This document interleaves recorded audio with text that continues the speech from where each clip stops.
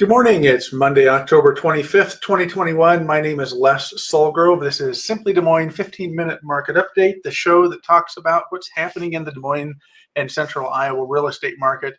Hey, I've got a special show this week. It's a little different. We're going to blast through a couple of stats here, and then we're going to get right to the meat of the meeting today, and I hope you'll enjoy my guest. I've actually got a guest joining me this week, so that's the big surprise. So let's jump right in so we can get right to the best part of the show. This week's top story, we did hit 14,000 closed sales this past week, and we are on track. I still believe we're on track to hit 18,000. We need 4,000 more closed sales between now and the end of December, or close to after the first of the year. I think we're going to hit that just fine, so that's really a good sign. The other top story this week is our for sale inventory growth has stalled. Predominantly because if you look right over here, you can see this is the inventory growth, and it's kind of stalled off here a little bit the month of October, but it's also sale pending sales have also kind of stepped up. So we've had quite a bit of business in September and then again in October, and normally we'd see this kind of trailing off, but it is going to change. But at least for now, we have kind of stalled off that. So that's really good news for sale pendings. It just means we're busier into October. We can review really the only big number we're going to talk about, and let's just go to the next slide because it's right here. It's weekly count of homes added to the market. We did break through and sell or list more homes this past week than we did a year ago. We brought on 303 new listings to the marketplace compared to 282 last year. And don't worry, if you still want to see all these graphics, the link to them will be in the show notes below. So you'll be able to see all the graphics, and they're published at SimplyDesMoines Stats. So let's just get on with the main part of the show here. This week I have a guest with me. I sat down with Jen Burkamper virtually this past week, and we had a little chat about her year as the president of the Iowa Association of Realtors and some of her insights as to what's happening around the state of Iowa. So let's just jump right in here and see what Jen's got to say to us.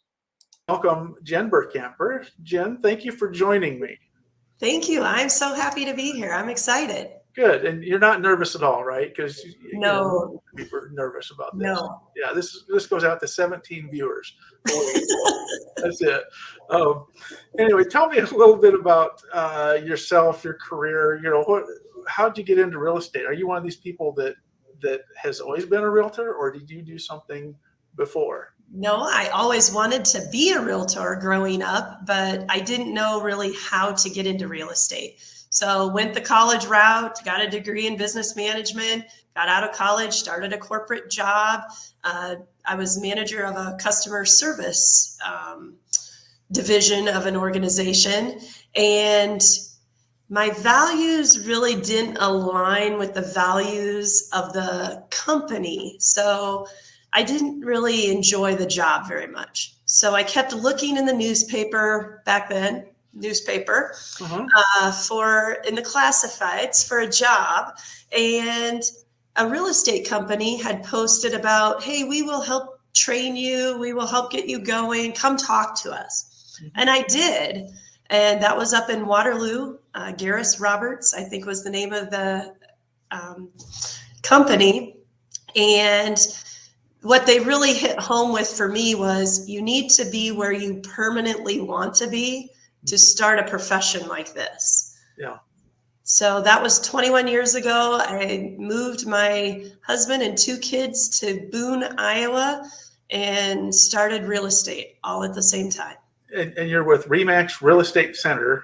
I am. The office is located in Ames. In Ames. Are you one of those mobile agents too, like we all are kind of today? You kind of work Yes, from wherever? My car is my office. Very good. Very good. Well, as I kind of alluded to in the beginning here, I said you got some additional duties, and your past role with the Realtor Association, specifically with the Iowa Association of Realtors this past year, has been our president for the state. And, I know we just came back last week from Council Bluffs with the state convention, and We have a new incoming president that starts here in a couple of weeks, Byron Menke out of Trainer, Iowa, Council Bluffs area down there in southwest Iowa, my stomping woods here. And so for those who are kind of watching and don't really know what are the duties of the president of the Iowa Association of Realtors? I mean, do you ride around and wave your hand and stuff, or what is it you actually do? Oh, I wish that was the case. Yeah. My duty as the president of the Iowa Association of Realtors really is to just make sure that our organization is always looking out for the best interest of our members. So some of the duties include obviously filling all of our committee chairs and committees and making sure that the operations of the association are in alignment with the goals of our leadership team, the goals of our association, and that we're always looking out for the best interest of our members and what they need for resources. So that's what we do. It's a lot of meetings. It's a lot of phone calls. It's a lot of work, but it's not just 1 year either. It's a process. So as you know, Les, being in leadership, it's a 5-year process. And I'm not just done after this year. I will have another year as past president. But also, before I even got into leadership, I've been involved for 15 years prior. And I hope to be involved for 15 years after if they don't kick me out of here. But it's a process. It's not just 1 year, and 1 year is over in a heartbeat. Right. And you touched on some of the things, advocacy to clients. We are we do work for the betterment of the public. We try to make things better on the legal standpoint. I mean, we have a lot of pull at the state house and federally and nationally and stuff like that. What was your biggest accomplishment in your role this past year that you look back and you're going to say, this is the one thing that I really felt like I accomplished best this year? Well, again, it's not just about one person or one thing. It's all been a process. So you can't really get something accomplished in 1 year. It takes a few years. So some of the biggest things we've accomplished in the last few years, we really tried hard or have been trying hard to be purposeful in filling our committee appointments and making sure that they have goals to work on. So I feel like we got a lot of things accomplished this year. And with our current leadership team, we are all about change. So we've embraced change. We've tried to change for the better. We have a great culture. I think we have more people involved right now than we ever have in my 20 years of being involved. I agree with that. And that's exciting. We've got a lot of people coming up that will also be good change agents for our industry. And that's what makes it very exciting. Yeah. There's certainly been a lot of new faces this last 2 or 3 years, and that's really good to see, because it turns into the old crowd faces all the time, and you like to see someone come in and take over. I was going to say old boys club, but that's probably not politically correct anymore, is it? So, but anyway, thank you for your dedication, because it's a big chunk out of your year and several years, like you said, but especially your year as president, because you're on the road traveling. I know 2020 was all about COVID-19 and the unknowns, and 2021 arrived, and COVID really hasn't gone completely, but how do you see the real estate market change? How has it changed from last year to this year? I mean, are we getting better, or are we around the corner now? What's going on around the state? I've never been more proud to be a realtor or to be involved in the real estate profession than in the last 2 years, because I think realtors really jumped in and embraced all the changes right away. I mean, how many of us people still had to find places to live. Right. We put gloves on, we put masks on, we went into people's houses and made sure that we were trying to do it and keep everybody protected. Yeah. And a lot of us had our best years last year during COVID. And there's certain states that weren't even allowed to practice real estate. So I'm proud of our leadership team for really reaching out to the governor and making sure that we were we were essential, and could continue to do business. And then, people just jumped in, did what they had to do. And a lot of that's carried into this year. And a lot of people have had their best years ever. I mean, this has been the craziest year I've seen in real estate. And our stats, as you know, as the stats guy, our stats have shown it. But Right. I mean, you as a realtor, I'm sure feel it just like I do. I'm Right. exhausted. Yeah, one of our biggest challenges this past year, and you would think that this would not be the case during a pandemic, but it's been the shortage of homes for sale. And I think, we talk about that all the time. It's sellers are, concerned about putting their homes on the market because they don't know where they're going to go because there's not enough homes on the market. It's kind of this, perpetual thing that happens that, if we get more people on the market, then we'd have more homes to find, for the buyer pool. Is that kind of the case around the state that you're seeing? I mean, it's not just Des Moines and Central Iowa. No, it's not. It's the entire state. Yeah. Some of your rural areas aren't experiencing it like the bigger areas, but it's across the state. Everybody has the same shortage of inventory, and we realtors have to get creative. I've sold a lot of properties this year that weren't really on the market. Yeah. Because I had to find these homes for buyers. And so you can't go door knocking either. I mean, door knocking is no longer happening because of COVID. I mean, so like you say, you get to be creative. It's your experience and your knowledge of what's going on in the market and things like that. Do you think we're maybe next year will be kind of our quote normal market? I mean, really, there is no new normal. But is there going to be a normal, Les? I don't know if we're ever going to be back to normal. I do see signs that the market is slowing down and that we are getting more inventory. Instead of having 14 offers, we might have 2.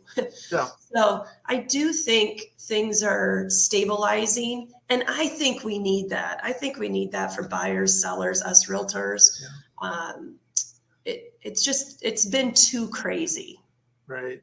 And, one of the goals of this whole show is to keep the communication open and kind of, let the public know and also realtors. I have following of both public and realtors on this show. And the idea is just keep the communication open so we kind of have an idea of what's really happening and encourage everybody that, we may be in tough times or maybe have gone through tough times.